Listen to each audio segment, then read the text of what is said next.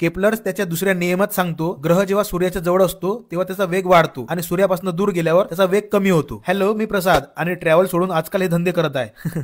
Just kidding guys. मी एक challenge घेतलेला आहे, 31 लाख रुपये 365 दिवसामध्ये कमवायचं आणि त्यामध्ये आजचा दिवस आहे माझा तिसरा. खरं तर मी केपलर आप्पाचा लय मोठा फॅन आहे. आप्पानं आपल्याला फिजिक्सचे 3 नियम दिले आणि मी बहादूर हे नियम फायनान्स मध्ये अप्लाइड करत आहे. केपलरच्या मताप्रमाणे ग्रह जेव्हा सूर्याजवळ असतो तेव्हा त्याचा वेग वाढतो आणि सूर्यापासून दूर गेल्यावर त्याचा वेग कमी होतो. आता ग्रह म्हणजे तुम्ही आणि सूर्य म्हणजे पैसा. तुमच्याजवळ पैसा आला तर तुम्ही निर्णय फास्ट घेता, कामाचा वेग वाढतो. आता बघा ना, पैसे आहे म्हणून मी यवतमाळले आलो केक घ्यायले, कारण आपल्या इंस्टाग्रामवर 100K फॉलोअर झालेले आहे. डीमार्टले गेलो आणि 100K स्पेशल म्हणून ही टी शर्ट घेतली आणि यवतमाळला गेल्यावर मी भाकर नक्कीच जेवतो. केक घेऊन गावात गेलो आणि मित्रांसोबत सेलिब्रेशन केलं. आले तुफान किती हे गाणं पण वाजवलं. आले तुफान किती जिद्द ना सोडली.